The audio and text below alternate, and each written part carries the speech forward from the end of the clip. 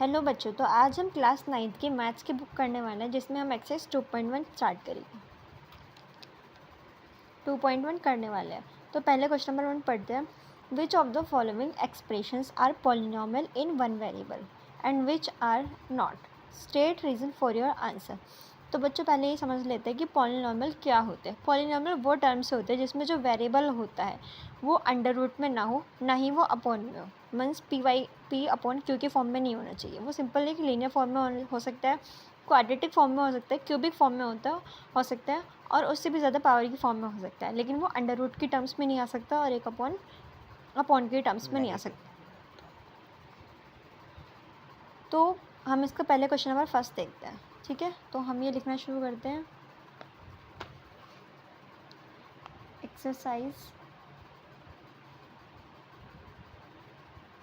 2.1 question number 1। तो question number 1 में बताना है कि कौन से पॉलिनॉमियल है वन वेरिएबल में और कौन से नहीं है। तो क्वेश्चन नंबर 1 क्या कहता है, ये देखो। 4x square minus 3x plus 7। तो इसमें ये हमें क्लियरली दिख रहा है कि इसमें एक ही वेरिएबल है जो कि हमारा है x। ठीक है, वन वेरिएबल है और ये पॉलिनॉमियल भी है क्योंकि ये ना ही अंडर रूट के फॉर्म में आ रहा है और ना ही अपॉन के फॉर्म में आ रहा है। तो इसे हम लिखेंगे yes, it is a polynomial.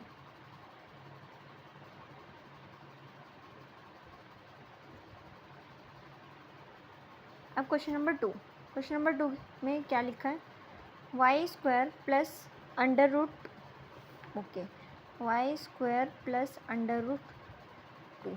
तो इसमें वन वेरिएबल है, ओनली वाई है, इसमें एक ही वेरिएबल है और दूसरी चीज़ ना ही ये अपॉन की टर्म में आ रहा है। तो so this is a polynomial. Yes, it is a polynomial. ठीक है, ओके।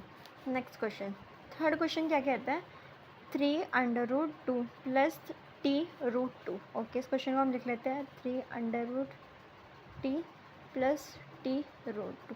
अब बच्चों देखो, हमने पहले ही बताया था कि जो हमारा वेरिएबल है वो अंडर रूट के फॉर्म में नहीं आना चाहिए। अब हमें क्लियरली दिख रहा है कि ये अंडर रूट के फॉर्म में आ रहा है हमारा जो वेरिएबल है t, तो इसलिए ये पॉलिनॉमियल नहीं होगा। ओके, तो हम इसमें लिखेंगे no, it is not a polynomial. ठीक है, अब कोई नेक्स्ट क्वेश्चन नंबर 4 क्या है, y प्लस 2/y। अब हमें इसमें क्लियरली दिख रहा है कि ये जो है हमारा जो वेरिएबल है y, यहाँ पे तो सही है लेकिन यहाँ पे क्या दिखा रखा है, ये p/q के फॉर्म में, ये वेरिएबल के फॉर्म में नहीं है। मतलब कि वेरिएबल तो है यहाँ पे लेकिन किसकी फॉर्म में है, लेकिन ये p/y की फॉर्म में, रेशनल फॉर्म में आ गया। तो so it is not a polynomial, तो इसमें सिंपली नो।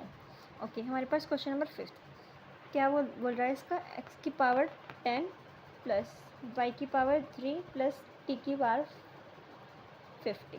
ओके, देखो इसमें ये वेरिएबल्स है लेकिन ना ही ये अंडर रूट के फॉर्म में है और ना ही किसके p/q के फॉर्म में है। So it is a polynomial, तो इसमें भी यस आएगा। तो इस तरह से हमारा जो क्वेश्चन नंबर 1 है, ये हमारा क्वेश्चन नंबर 1 कंप्लीट हो चुका है। अब हम क्वेश्चन नंबर 2 स्टार्ट करेंगे।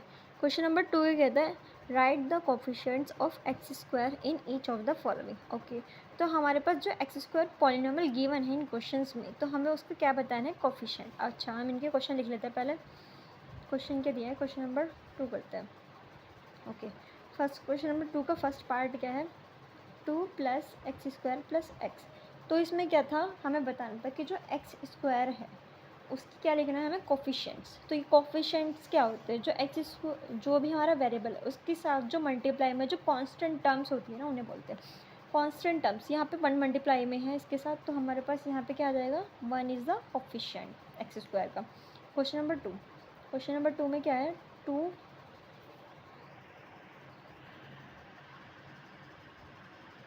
2 minus x square plus x cube. तो इस क्वेश्चन में हमारे पास जो एक्स स्क्वायर है उसके साथ कोफिशिएंट में क्या है, मल्टीप्लाई में हमारे पास यहाँ पे है -1, तो यहाँ पे इसका आंसर जाएगा -1। ओके, थर्ड क्वेश्चन में क्या है, पाई/2 एक्स स्क्वायर प्लस एक्स। अब इस क्वेश्चन में देखो बच्चों, ये एक्स स्क्वायर हमारे पास जो वेरिएबल है इसके साथ कांस्टेंट में कौन सी टर्म है मल्टीप्लाई में, ये है हमारे पास पाई बाय 2। सो इसका आंसर क्या है हमारे पास, pi by 2। Okay, question number fourth में क्या है, √2x-1।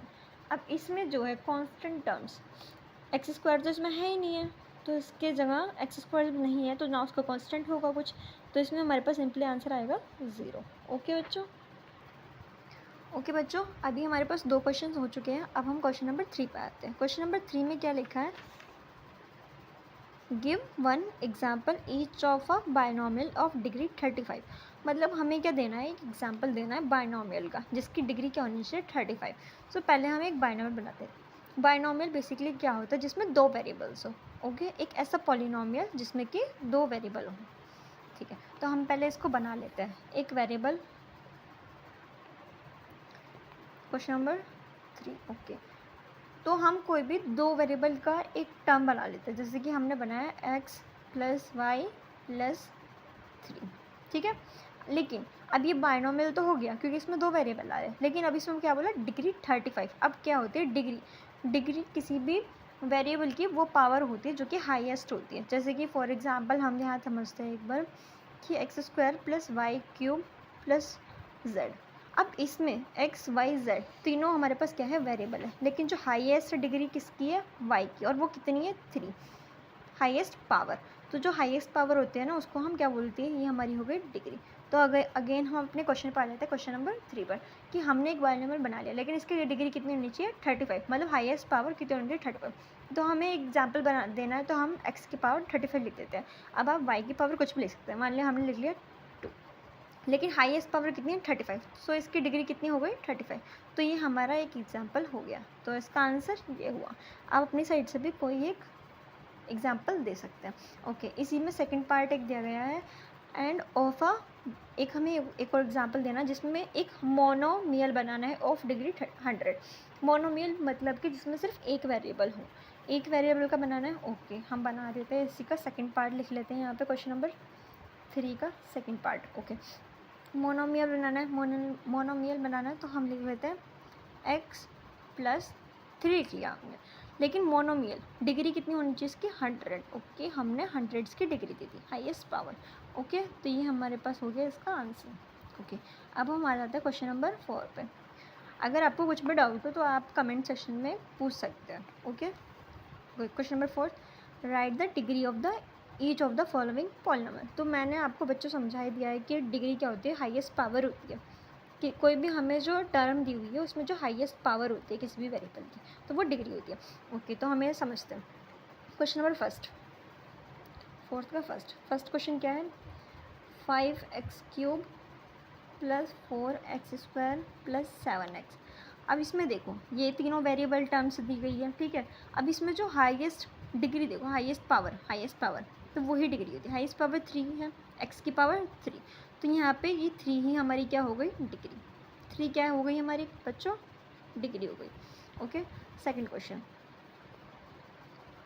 क्वेश्चन क्या है, 4 - y²। ठीक है, तो इसमें हाईएस्ट पावर क्या है, हमें ये दिख ही रहा है कि इसमें एक ही पावर दी गई है y की, तो ये हमारे पास 2 इज़ द पावर। ठीक है, इसका आंसर 2 हो गया। Question number 3, 5t - √7। तो इसमें t की पावर 1 है। ठीक है, ये हमें क्लियर लिख रहा है, अगर t की पावर कुछ नहीं गिवन है तो t की पावर कितनी हुई 1, तो इसकी डिग्री कितनी हो गई 1। ओके, क्वेश्चन नंबर 4 पर आ जाते हैं। 4 में 3, अब ये तो कोई वो ही नहीं है, मतलब इसमें तो कोई वेरिएबल ही नहीं है, तो इसकी कोई डिग्री भी नहीं है, तो इसकी डिग्री कितनी हो गई 0। ओके बच्चों, आगे सुनना। तब हम आ जाते हैं क्वेश्चन नंबर 5 पर। क्वेश्चन नंबर 5 क्या कहता है, classify the following as linear, quadratic and cubic polynomial. तो पहले हम समझ लेते हैं कि लीनियर पॉलिनॉमियल कौन से होते हैं, क्वाड्रेटिक पॉलिनॉमियल कौन से होते हैं और क्यूबिक पॉलिनॉमियल कौन से होते हैं। तो पहले हम समझते हैं लीनियर पॉलिनॉमियल। अब लीनियर वाले कौन से होते हैं, लीनियर पॉलिनॉमियल वो पॉलिनॉमियल होते हैं जिनकी जिनकी डिग्री हाईएस्ट डिग्री कितनी होती है, मतलब हाईएस्ट पावर हाईएस्ट पावर उसको हम क्या बोलते हैं, डिग्री। तो हाईएस्ट पावर कितनी होनी चाहिए, या फिर बोले डिग्री कितनी होनी चाहिए 1। अब यहाँ पे हम क्वाड्रेटिक में आ गए। तो क्वाड्रेटिक में हाईएस्ट पावर मीन्स डिग्री कितनी होनी चाहिए 2, क्यूबिक में डिग्री कितनी होती है 3। अब इसको हम आगे बढ़ा सकते हैं, फिर डिग्री 4 हो सकती है, डिग्री 5, डिग्री 6 इतनी हो सकती है, ठीक है। तो अभी हमें बताना है कि इसमें से लीनियर, क्वाड्रेटिक एंड क्यूबिक को हमें क्लासीफाई करना है। तो पहले हम देख लेते हैं फिफ्थ का फर्स्ट पार्ट। फिफ्थ के फर्स्ट पार्ट में क्या दिया है x² प्लस x, ठीक है। अब देखते हैं हाईएस्ट पावर कितनी है इसमें 2, इसकी डिग्री कितनी है, डिग्री हमारे पास कितनी है 2 है, ठीक है। अब जो डिग्री 2 किसकी होती है, किस में होती है, हमें यह दिख रहा है डिग्री किसकी 2 किसकी होती है क्वाड्रेटिक। सो ये हमारे पास कौन सा हो गया क्वाड्रेटिक पॉलिनोमियल, ठीक है। सेकंड क्वेश्चन में क्या है x माइनस एक्स क्यूब। अब इसकी जो डिग्री है हमें देखने पे पता चल रहा है कि इसकी डिग्री कितनी है 3। अब 3 डिग्री किसकी होती है, किसकी होती है, यहाँ देखो क्यूबिक पॉलिनोमियल की, यहाँ पे हमने देखा है क्यूबिक पॉलिनोमियल की, तो इसे हम कहेंगे क्यूबिक पॉलिनोमियल, ठीक है बच्चों।